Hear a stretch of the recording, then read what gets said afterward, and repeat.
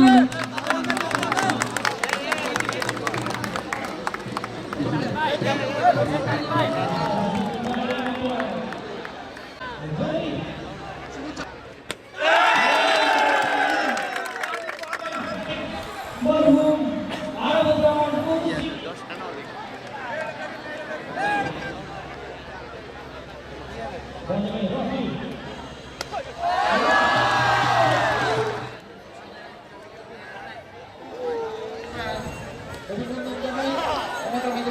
BNP বলছে আমরা একদলীয় শাসন চাই না, আমরা এক ব্যক্তির শাসন চাই না, একঘেয়েমি শাসন চাই না।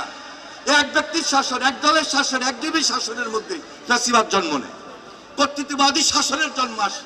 যার কারণে তিনি বলেছেন ফ্যাসিবাদের বিরুদ্ধে যারা আমরা দুর্বার আন্দোলন করেছি, যারা আমরা সংগ্রাম করেছি, লড়াই করেছি, যুগপৎ আন্দোলন করেছি, সবাইকে নিয়ে আমরা জাতীয় ঐক্যমত্যের সরকার গঠন করব। যার কারণে তিনি 31 দফা দিয়েছেন। এই 31 দফার বলতে পাওয়ার ব্যালেন্স রয়েছে, এই 31 দফার বলতে ছাত্রদের কথা আছে, শ্রমিকদের কথা আছে, কৃষকের কথা আছে, জুডিশিয়ারির কথা আছে, মিডিয়ার কথা আছে, পাওয়ার অফ ব্যালেন্সের কথা আছে, পরপর দুইবার প্রধানমন্ত্রী হবেন না সেই কথাটুকু পর্যন্ত বলা আছে। 70 অনুচ্ছেদে একজন পার্লামেন্ট মেম্বার সেখানে গিয়ে তার মতামত প্রকাশ করতে পারবেন, স্বাধীনতা রয়েছে, সেটা সংস্কার তিনি চেয়েছেন।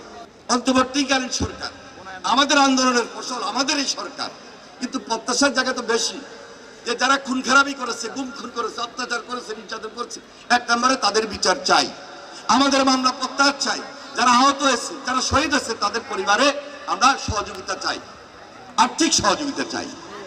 আর দেশে স্থিতিশীলতার জন্য, সেটা অর্থনৈতিক স্থিতিশীলতা বলেন, এই খেলাধুলার জন্য বলেন, পড়ালেখার জন্য বলেন, জেনারেশনের জন্য বলেন, জেড জেনারেশনের জন্য বলেন, বয়স্কদের জন্য বলেন, সবার জন্য বলেন, বাংলাদেশে একটা স্বাভাবিক রাজনীতি দরকার, সামাজিক একটা সুন্দর পরিবেশ দরকার, একটা অর্থনৈতিক শৃঙ্খলা দরকার, দ্রব্যমূল্য যেন ঊর্ধ্বগতি না হয়, দ্রব্যমূল্য এবং ডেভেলপমেন্ট ওয়ার্ক সবকিছু মিলে পুরো বাংলাদেশটা যেন ভবিষ্যতে একটা সুন্দর বাংলাদেশ হয়।